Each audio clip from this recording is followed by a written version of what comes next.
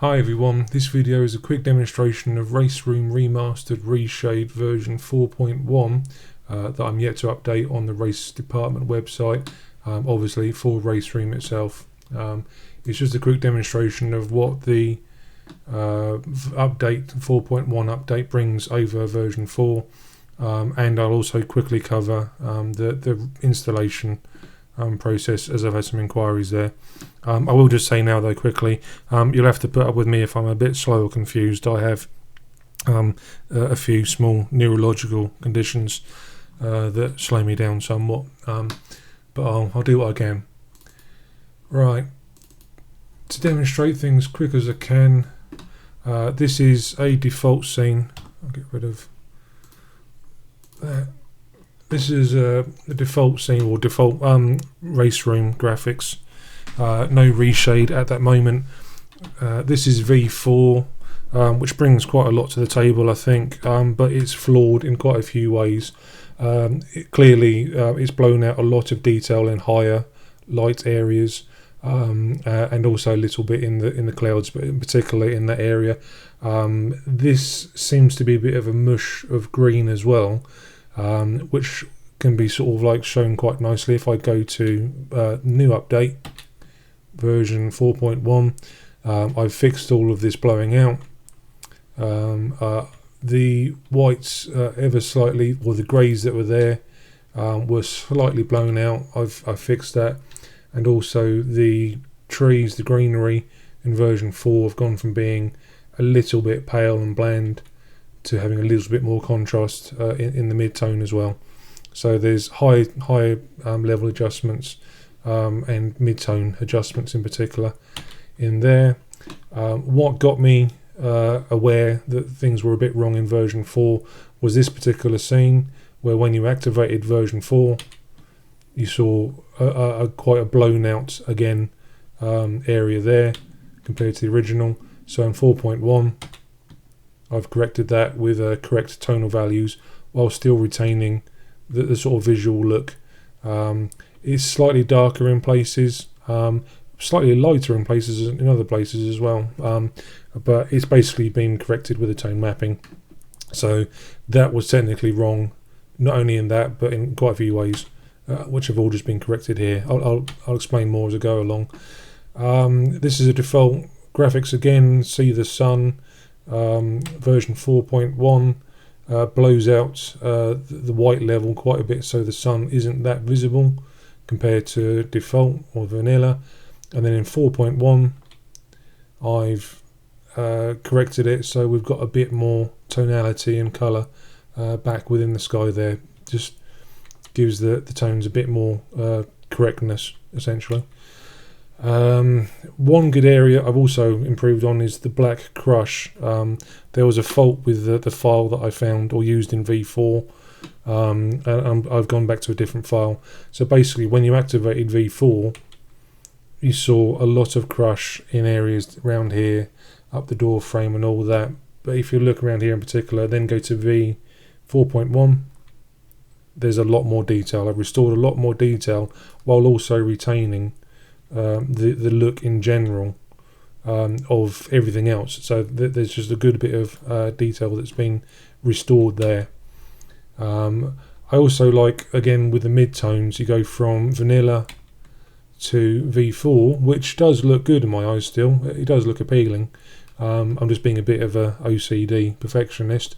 But again, if we look at things like, say, the grass here on V4 and then go to 4.1, we can see a nice little boost in contrast. You can see it in the tarmac as well. Everything just is a little bit more properly tone mapped, essentially. One good example of the black crush here is within this wheel. You'll see that there's a darkish grey, even darker grey, approaching black, and then pretty much black in the default graphics. Put on V4 though, and a lot of it becomes crushed. There are some shown signs of gradation in tonality, but not a huge amount. There's a lot of crush there, which again in V4.1 I've corrected, and there's a lot more sort of variety in the tones. It's still more contrasty, more darker, but that's the whole point of the Unreal 4 tone mapper. As a clear demonstration of where things were not ideal, this is the final pass of V4 over a color chart, and you can clearly see that there are some issues. The whites are blown out and overexposed into the reds, causing it to be pink. Color accuracy is gone at the higher end, as we saw in that shot of Bathurst in particular, and the other track, I can't remember the name of the bridge, Road America. Plus also the color accuracy down there is way off base, in all honesty. So this is V4, and then going on to V4.1.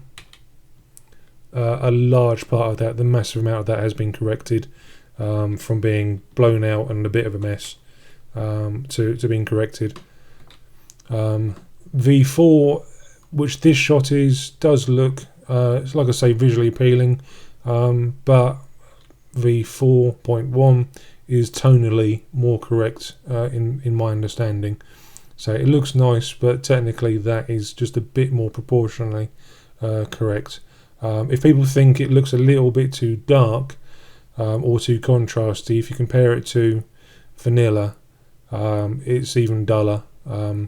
So I think my work, and obviously the shaders guys' work, really brings out a new level of sort of modern sort of popping to the image, either way.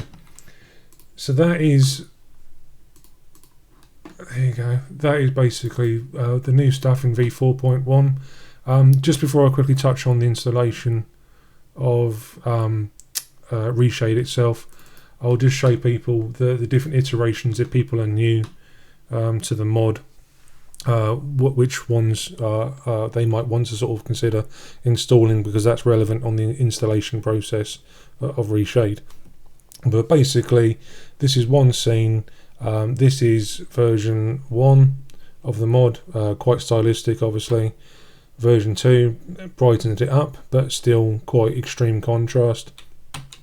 Version 3 brightened up again, but it still wasn't quite right, but I was getting closer with my tone mapping, and I was doing all this tone mapping all myself, from scratch. V3, someone said on a forum that V3 looks a little bit too dark, so I did a lighter version, which I'm not really keen on, but it's there just in case. But either way, I wanted to go back to the drawing board, so I went to formal recognized procedures, which is where V4 kicked in, which is using the ASIS Unreal Engine 4 tone mapper, which did a really nice job, but there was some technical flaws within that actual plugin, like I said before, and another plugin that brought some tonal changes that I didn't want, which is what this version 4.1 is all about, just correcting that, which does, again, like I say, it does look nice, and I'm still very fond of V4.1. But again, if we look at things like the gravel there, it's just a bit of an undefined mush, and then that the corrections in 4.1, they basically fix everything, the shadows, the midtones, the highlights, the contrast. I've also done a little bit of color correction, tried to make it a little bit more faithful to the original lighting. And also quickly, I've also added a second preset within 4.1, which is basically a legacy preset, as I call it, which basically means you can slap it onto any other aging game, should I say, any old game, respectfully. It's slightly only different. It's identical file to the 4.1 for Raceroom, other than the saturation's been turned down a smidge, because I found Raceroom to be quite desaturated in the first place, which the tone mapping naturally increased to a nice level. But this this legacy preset, the second preset, tones down that saturation to something more faithful to the vanilla for other games, seeing as other games kind of got the saturation correct in the first place, basically. So this is Automobilista 1 going from original to the legacy version of the Raceroom mod. Again, it's just the same principle, just bringing out details, just a bit more pop, bit more modern tone mapping. Here we've got GTR2 going from original to more pop, original, pop. And lastly, Richard Burns Rally going from also a kind of a linear sort of dull look to being more pop with my legacy preset. So that is that. You will have two versions in the download. The download obviously is in race department there. I haven't actually updated the mod yet because I'm going to do that after this video. But basically this is the file that you would download. I would extract it. I use 7-zip, which I think is free.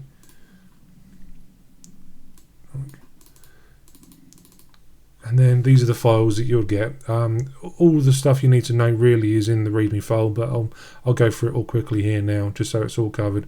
But basically, these are the preset files. That's the legacy one. But they're all kind of self-explanatory. Which one's which? Right. To cover Reshade. Oh yeah, just so you know. Reshade.me is the website. Click on the download, and then it'll give you that executional. That executional you'd need to keep hold of because you use that to not only install Reshade but also to modify it or to uninstall it. So keep that handy, that file. Don't delete it. So when you launch it, it'll ask basically what game you want it to be. It'll populate a list. It'll scan your computer, or you can just sort of say, right, I actually want to just target the executionable myself. If you're unsure of where you installed Raceroom, go to Steam, go to Manage, and then Browse Local Files, and then that will bring up the folder within File Explorer in Windows. However, it won't take you to the folder that we need. We need the Raceroom. It's normally in Steam Apps Common Raceroom Racing Experience, but then we need Game and then X64. And then that's the particular file that we need to target. Not that that file is particularly important, it's more about the folder, but anyway. So we'll click on Browse. We're at Raceroom Experience Game 64. Put it on. It knows it's there. It needs to know what API it is, but it already knows it's DX9. This here, you can install the preset, one of my ini files here now. And then that'll automatically install the files that you need, but it'll do a kind of a bit of a messy install. It'll install more than you actually need to put in. So I personally skip that and I'll do it manually, but it's very quick and easy. But here, basically, once you've decided which version of the mod you need, you call up my README file. It'll give you a brief description about the mod, the version updates, what I've done. But the important bit for the installation is all here. It tells you for each version of my mod which Reshade package you need, which are these here, the list it gives you. So we can see here I'm installing 4.1, which is frankly the version that I would recommend from now onwards, because it's technically the most correct and perfected version of the mod, basically. So I would follow the guide for 4.1, and it's all done in an order. But basically, yeah, you'd install. Oh, looking at these, if you obviously untick it, empty box, it's not going to install anything. If you do the black box, it'll then give you an option of the files. If you hover over, there you go. It'll tell you which effects that shader suite has. If you just tick it, it will install all of them. But again, that's a bit messy. I don't like it. So if you do the box, it will next ask, well, which ones do you want? I think version 1 uses Quince, but we're not using that now. So what you basically need for 4.1 is the suite effects. You need the color effects by prod. You need Astro effects. And you need legacy effects. There's one other file, but I'll get to that in a minute. So for the suite effects file, I would uncheck all, select chromatic aberration if you want it. Obviously don't if you don't. It then downloads the next part of the suite, uncheck it, what we want for 4.1, check obviously for other versions, but I'm just doing this for 4.1 just for quickness. We want the correct contrast, we want the shadows and midtones, and we want the color balance. Ashtray effects, we just want the BloomingHDR file. And I think lastly, for the legacy, we just want the ambilight, which is kind of like a bit of a, well, a flare sort of effect for the light. Now, on some of them, these versions, including the 4.1, there's a file that doesn't come within Reshade. It's the ASIS, the tone mapping file, that was from another very, very reliable source, linked to Unreal Engine itself. What I would do, basically at this point, I would highlight that folder, and while we're here, this preset. If we're doing this into Raceroom, you'll do that one if you're going into something else, you know, another racing game. But do that, copy them, and then we will go into the directory. We'll see, even though we haven't completed the process of doing Reshade, or have we? Well, we've done it, haven't we? Yeah. The files are now in, which is basically that folder and just a boff. If we paste in my preset file there, and again with that folder that went in, look in there, and that's now got the tone mapper file in there. So basically that is done for Reshade. However, there's one last step for version 4.1 and version 4 if you want to use that as well, and that is basically within Raceroom itself. They have what's called mood files, and they're in Raceroom, Racing Experience, Game, Shaders, DX9, FX, and then Moods. And then as standard, you'd see these 4 files. Basically, these adjust the lighting internally ever so slightly in the game. If you're using versions 1 through 3 inclusively of my mod, then you'll need to leave it on default. However, if you're using version 4 or 4.1, you need it to be on realistic. In order for the game to load it, what it does, it simply loads whatever the default mood file is, regardless of what's in it, obviously within reason. So what I do as a precaution, I make backups of both the default and then the realistic, and then I will just take the file name, get rid of the file, and then now we just choose whichever one we want. So we want realistic, so I'll copy that again, probably not the efficient way of doing this, and then change that to default mood. So it's now the realistic file, but it's called default mood because that's how it loads. And that essentially is how it gets installed. I'll just quickly show what it's like in game, how to activate my preset, and how just to tweak a couple of bits and bobs of Reshade, just for your own convenience. Plus also you obviously might want to play around with yourself, my preset, add stuff, and I can show you how quickly and easy to do that. However, one thing that we do need to do, we can see here now that Reshade is installed properly. It's okay. We press the home key on your keyboard. You don't have to go through the tutorial, but I'll run through it real quick. It just tells you this bar here is where the preset name is. It tells you which one preset you're using. This area highlighted in that little border shows which effects we have running. This border down here, where area shows what the parameters that those effects are set to and can be adjusted with. And as simple as that, you can drag and drop that up a bit. But basically on the first run, it will be on this Reshade preset standard, which basically is empty, it's nothing. So what you do, you just go across one, it then just looks for the next file along that's available, and it's my file. It loads things. The order of these is important, but that order is listed within the file itself. So as long as you don't play around with it, it's alright. But if you do start to move things around, it's going to make things look a little bit weird. And these are obviously the parameters you want to, or you might want to play around with, but I kind of wouldn't really suggest it. As a quick tip, because these racing sims quite often rely on the insert, home and page up and down key, and those keys in that little 6 key cluster, and they use the same key as the home key, obviously, which Reshade does.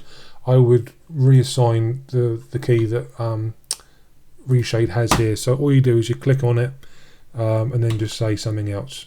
I personally say, right, the overlay key is going to be now M.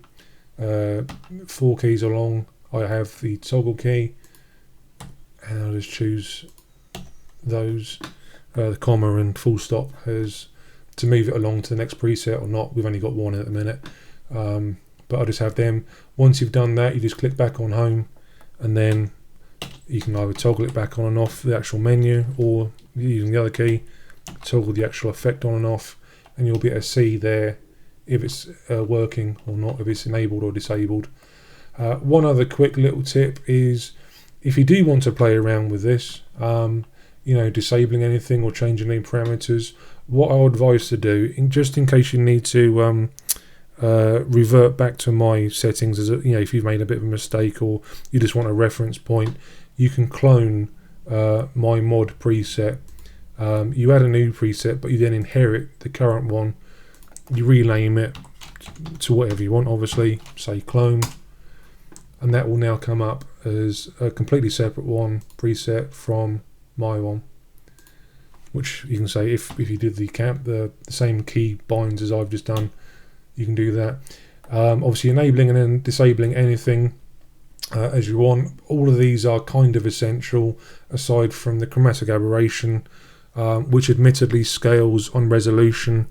I've got it set up for 4K, but if you lower the resolution, the effect is quite a bit more prominent. Like if you play in 1440p and definitely 1080p, you'll probably need to dial it down in order to, if you don't disable it entirely anyway.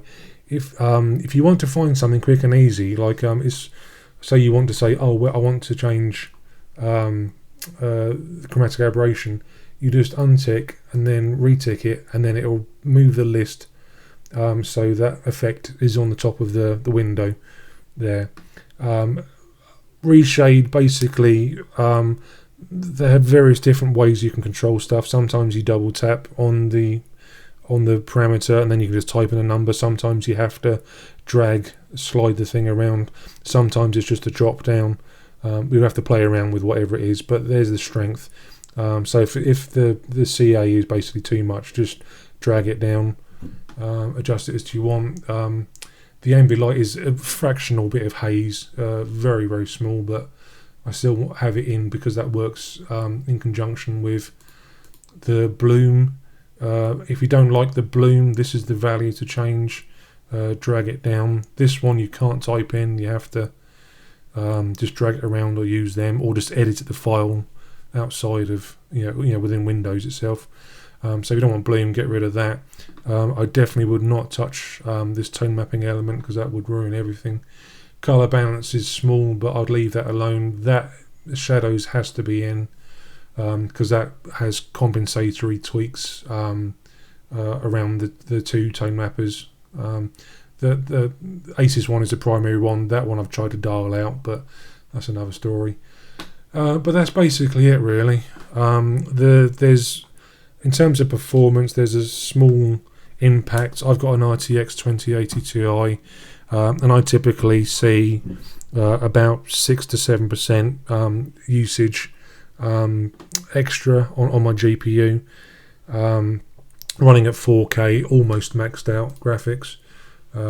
Not everything's maxed out. I've turned down some things just to things that I don't think I'm going to sort of see, like massively long LODs and whatnot. But no, it's been made, that my preset's been made with performance in mind. So there is that.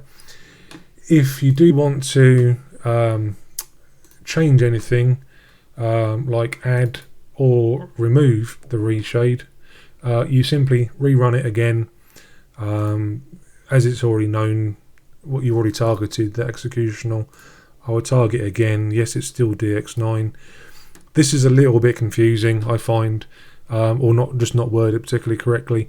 Basically, if you want to add something change any effect files that are within it.